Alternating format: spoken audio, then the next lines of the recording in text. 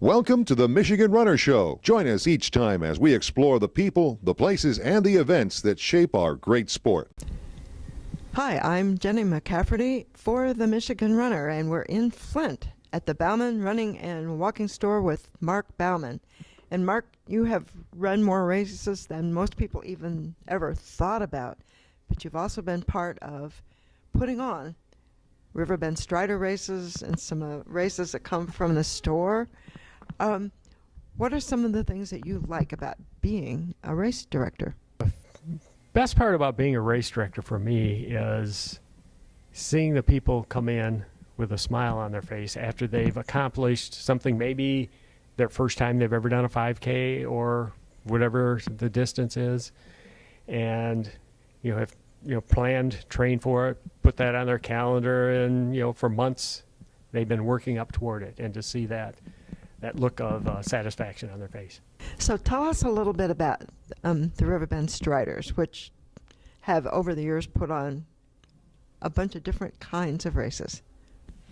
Yes, the Striders have been going for many years. I'm not sure how many, 30, 40 years. I don't think 50, but it's probably in the upper 40s.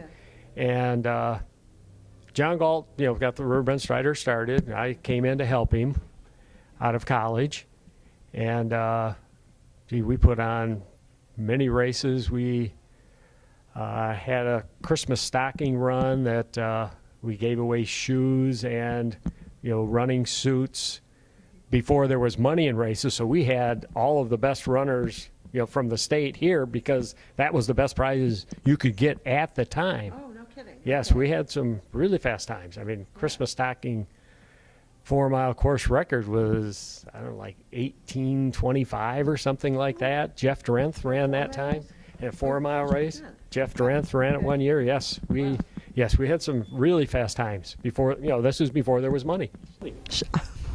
That's really interesting. I never thought about that part of it. Who are some of the other fast people you remember from those pre-prize money days? Paul Baldwin, locally. Sam Torres, locally, were really good runners. Doug Curtis would come run our races. Paul Oftenberg, if I remember right, ran. Well, he would have been a later time because he would have been more money when there was money around. God, I can't. Oh, did Herb run? Herb Lindsay? I don't remember Herb running any of our races, but he might have when he was younger. So people could expect some good competition in those those races. Yeah. Oh yeah, yeah. And when we started putting on races, there were not that many races around the state, so people would travel to come to our race. They knew it was an accurate time, accurate distance, and we usually had good awards. We were, the first race to give out a wicking shirt, which we gave out a polypropylene shirt years ago, and we gave out turtleneck shirt when nobody else, gave out anything like that. You mentioned timing, and accurate timing still is almost the single most important thing about a good race.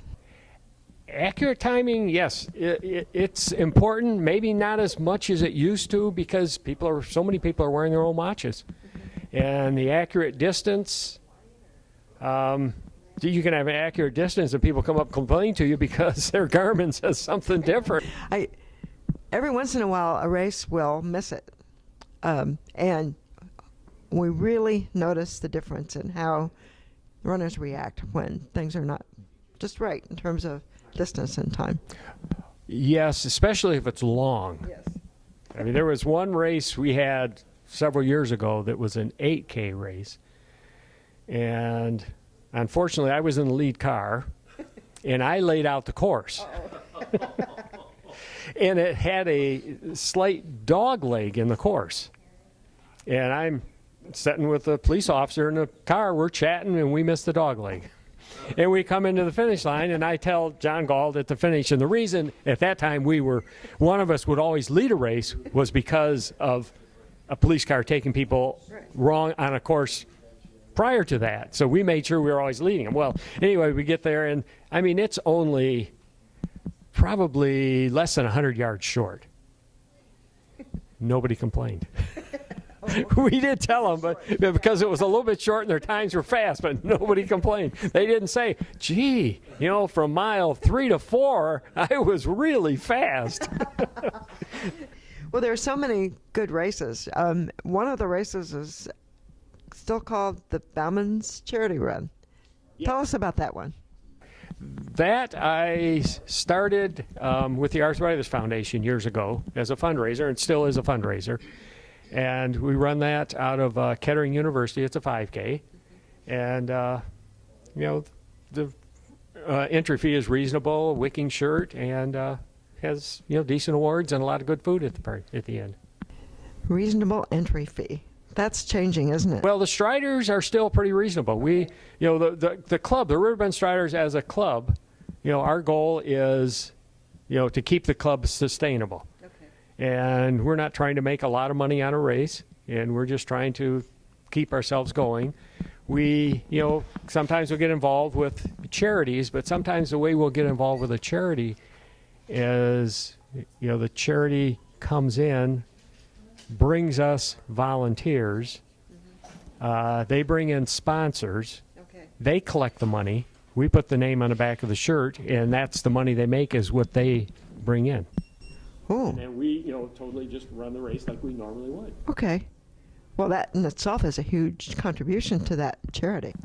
Yes, it can help that charity if they're good at getting help, and they don't have the risk of putting on a race and losing money. So we have to mention one of my favorites just because the visual effect is so stunning, and that's the Santa Run. Oh, the Santa Run, yeah. We have a ball with that, yes. And, it's a run walk. The way I started it out was no timing, no awards. So the Y, it's a fundraiser for the YMCA in Flint. It is able to make more money that way. It doesn't have to pay those initial fees out, and everybody wears a Santa suit. So you have 1,500, 2,000 people running and walking through the streets of Flint with Santa suits on, and who's not smiling with a Santa suit on? Well, one of the funny things about that is everybody's wearing the same exact outfit, but everybody looks so different, and you really notice them more that way. Yes. Yeah. So yeah, it's a blast, and you get quite a few people for that too. Yeah, we get 1,500, 2,000 in that range. Yes. That's a lot of Santas. That's a lot of Santas. Ho, ho, ho. So if you were going to advise somebody thinking about putting on a race, where do they start? They probably start by going to the municipality they're going to do it and find out if they can do it, and then find a place to house it and get those, if any fees associated with those two, get those two cleared up. The permit type stuff. And then someone to score it and figure out, those are going to be their biggest expenses. Shirts are going to cost, but generally the race fee, the way we do races, you pay extra if you want a shirt, so that's pretty much covered in the entry fee. And the awards can be another expense. Okay, so it's probably a good idea to hook on with a club or someone experienced rather than start. Yes, and another advantage of that is someone who is experienced with that is going to know if there's another event the same day.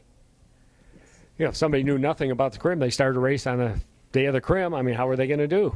Yeah, I've seen that happen a few times, and even advise people, I don't think you want to do it then. And that's a bad day. Yeah, it sure is.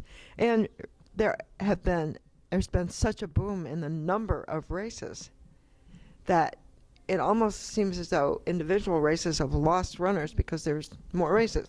Oh yeah, there are definitely oversaturation of race events now, and some are falling by the wayside because of it. You just can only support so many things, and there's not as many new runners now, and new runners tend to do more than experienced runners.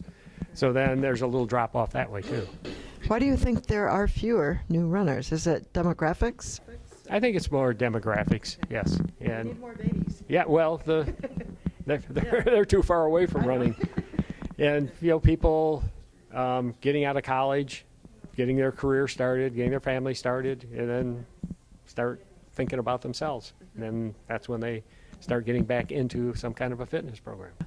Well, running is such a great thing. You can start when you're young and keep it up until you're pretty old, and all you need is some shoes. Yes, and you can do the same with walking. When did you change the name of the store to Running and Walking? That's been 10 or 15 years ago. Okay. And the Striders, for many years, we've had in our races, we've had age groups awards for runners and walkers. And we've had more and more interest in walking. And it just made sense. And also, this is kind of a hotbed of race walking, isn't it? Yes, we have Yeah. a lot of race walkers. Yeah. Yes, we do. Yeah. So this is keeping you busy. Yes. Are new races on the horizon? Nothing major coming. I think with all the competition out there, there's probably not going to be a lot of new races coming along. So Mark Bauman's a busy guy. He's got a store to run, volunteers to train, and races to put on. Thank you, Mark. Thank you. Enjoy it.